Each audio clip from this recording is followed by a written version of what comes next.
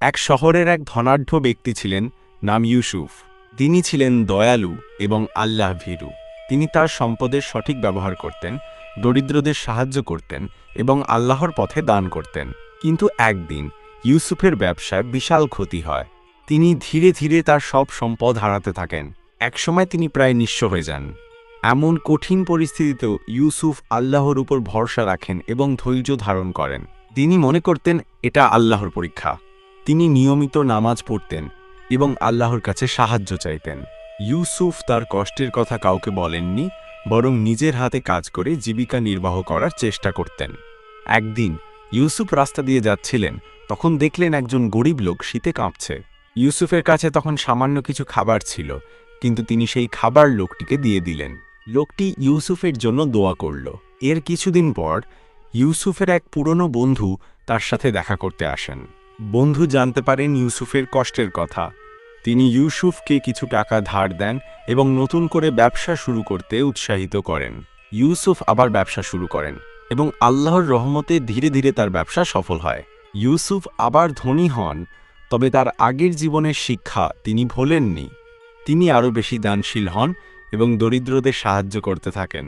ইউসুফ বুঝতে পারেন সম্পদ আল্লাহর দান এবং মানুষের জীবনে পরীক্ষা আসে, তাই সবসময় আল্লাহর উপর ভরসা রাখা উচিত। ইউসুফ যখন আবার ধনী হলেন, তখন তিনি তার আগের জীবন থেকে একটি বড় শিক্ষা নিলেন। তিনি বুঝলেন যে সম্পদ ক্ষণস্থায়ী এবং মানুষের জীবনে পরিবর্তন আসা স্বাভাবিক। তাই তিনি তার সম্পদ আরও বেশি করে আল্লাহর পথে ব্যয় করতে লাগলেন। ইউসুফ একটি এতিমখানা তৈরি করলেন, যেখানে অসহায় শিশুরা আশ্রয় পেতে পারত। তিনি একটি দাতব্য সংস্থা খুললেন, যা দরিদ্র এবং অভাবী মানুষদের সাহায্য করত। ইউসুফ নিয়মিতভাবে মসজিদে যেতেন এবং দরিদ্রদের মাঝে খাবার বিতরণ করতেন। ইউসুফ তার পরিবারকে ইসলামিক শিক্ষায় শিক্ষিত করলেন এবং তাদেরকেও দানশীল হতে উৎসাহিত করলেন। তিনি সবসময় আল্লাহর কাছে দোয়া করতেন, যাতে আল্লাহ তাকে সঠিক পথে রাখেন এবং তার সম্পদকে মানবতার কল্যাণে ব্যবহার করার তৌফিক দেন। ইউসুফের এই পরিবর্তন দেখে শহরের অনেকেই অনুপ্রাণিত হল। তারাও দরিদ্রদের সাহায্য করতে এগিয়ে এলো। ধীরে ধীরে পুরো শহরে একটি ইতিবাচক পরিবর্তন দেখা গেল।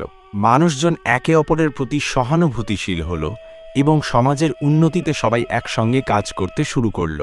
এভাবেই ইউসুফ তার কষ্টের জীবন থেকে শিক্ষা নিয়ে একজন আদর্শ মানুষ হিসাবে জীবনযাপন করলেন এবং সমাজের জন্য অনুকরণীয় দৃষ্টান্ত স্থাপন করলেন। ইউসুফের জীবনে আরও অনেক শিক্ষণীয় ঘটনা ঘটেছিল। তার একটি ছিল এমন যে একবার তিনি হজ করার সুযোগ পেলেন।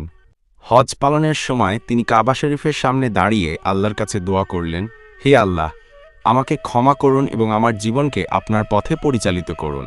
হজ থেকে ফেরার পর ইউসুফ তার জীবনে আরও বেশি পরিবর্তন আনলেন। তিনি একটি ইসলামী শিক্ষাকেন্দ্র প্রতিষ্ঠা করলেন, যেখানে বিনামূল্যে কুরআন ও হাদিসের শিক্ষা দেওয়া হতো। ইউসুফ মনে করতেন ধর্মীয় জ্ঞান মানুষকে সঠিক পথে চলতে সাহায্য করে এবং একটি সুন্দর সমাজ গঠনে ভূমিকা রাখে। এছাড়াও ইউসুফ তার এলাকার যুবকদের জন্য একটি কর্মসংস্থান কেন্দ্র তৈরি করলেন। এই কেন্দ্রে যুবকদের বিভিন্ন বিষয়ে প্রশিক্ষণ দেওয়া হতো, যাতে তারা নিজেদের কর্মসংস্থান তৈরি করতে পারে। ইউসুফ বিশ্বাস করতেন যুবকদের কর্মসংস্থান হলে তারা সমাজের বোঝা না হয়ে সম্পদে পরিণত হবে। ইউসুফের এই ধরনের কর্মকাণ্ডের মাধ্যমে তিনি সমাজের একজন সম্মানিত ব্যক্তি হিসেবে পরিচিত হন। মানুষ তাকে ভালোবাসত এবং শ্রদ্ধা করত। ইউসুফ তার জীবনের শেষ দিন পর্যন্ত আল্লাহর পথে ছিলেন এবং মানুষের কল্যাণে কাজ করে গেছেন। ইউসুফের গল্প আমাদের শেখায় যে জীবনে খারাপ সময় আসলেও হতাশ না হয়ে আল্লাহর উপর ভরসা রাখা উচিত এবং সব সময় মানুষের কল্যাণে কাজ করা উচিত। এই গল্প থেকে আমরা শিখতে পারি, জীবনে যতই কষ্ট আসুক, আল্লাহর উপর বিশ্বাস হারাতে নেই এবং ধৈর্য ধরে চেষ্টা করলে আল্লাহ সহায় হন।